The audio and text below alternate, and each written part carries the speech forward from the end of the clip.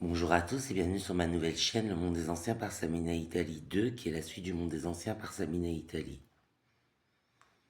Alors, à Lille, j'ai rencontré beaucoup de gens, des Bretons principalement, que j'ai rencontrés sur l'île. Alors, je ne sais pas si c'est de par leur nationalisme, ils avaient des idées assez arrêtées sur les communautés, notamment d'origine maghrébine ou africaine. Bon, je sais pas si c'est tous les Bretons qui sont comme ça ou si c'est seulement ceux que j'ai rencontrés qui avaient ces tendances un peu racistes. Mais c'est devenu ridicule à un moment donné. J'avais rencontré un de ces Bretons et à une soirée, il y avait un t-shirt ou un sweat ou un sac, je sais plus bien. Il me dit c'est à qui? Je lui dis c'est à Nathanaël. Il me dit ouais, c'est le sac à qui? C'est le sac à Nathanaël. Il me dit c'est le sac de Nathanaël. En mode, ce que j'ai dit, c'est pas français. Alors bon, à l'époque, je, je me suis pas cassé la tête. J'ai dit, tu me dis c'est le sac à qui? Je te dis c'est le sac à Nathanaël. C'est la question que tu as posée à qui? À Nathanaël. Et il maintient, il soutient que c'est pas français. Alors bon, à l'époque, je rigolais, hein. Moi, je chantais Jolie Taxi dans sa caisse. La musique à Joe, c'est la rumba, la rumba au mambo.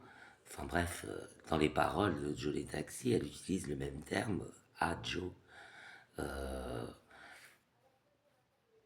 Donc Vanessa Paradis ne chanterait pas en français apparemment. Et ça avait fait rire tout le monde. Mais moi, c'était juste pour décompresser, relativiser. Je me suis renseigné, hein. C'est vrai que c'est plus correct de dire ce sont des affaires de machin. Mais quand vous posez la question à qui, c'est l'appartenance. À qui? À moi. C'est la réponse. Voilà. C'est à qui? C'est à moi. C'est le sac de qui? C'est le sac de Nathanaël. Voilà. Mais, mais la question était posée avec l'appartenance. Donc du coup, c'était une réponse normale. Mais j'en ai rencontré pas mal comme ça de Bretons qui n'ont pas non plus écrit des chansons qui ont fait un carton au box-office, parce que ce seraient des artistes, soi-disant, des artistes qui sont pas capables de lire une partition.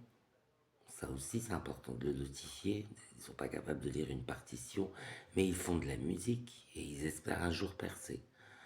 Alors, bon, pour percer, même si on a beaucoup de talent, il faut passer par une partition, parce que si vous rencontrez quelqu'un qui a des idées, qui compose, qui écrit des chansons, la partition, c'est incontournable, hein. On ne peut pas devenir un artiste sans passer par la partition, sans passer par le solfège.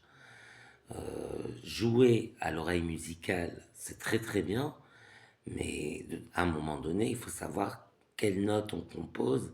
C'est pas du n'importe quoi, du yaourt, et puis ça donne un beau son, puis c'est joli à l'oreille, et après on va percer. Ah non, c'est pas comme ça la vie d'artiste.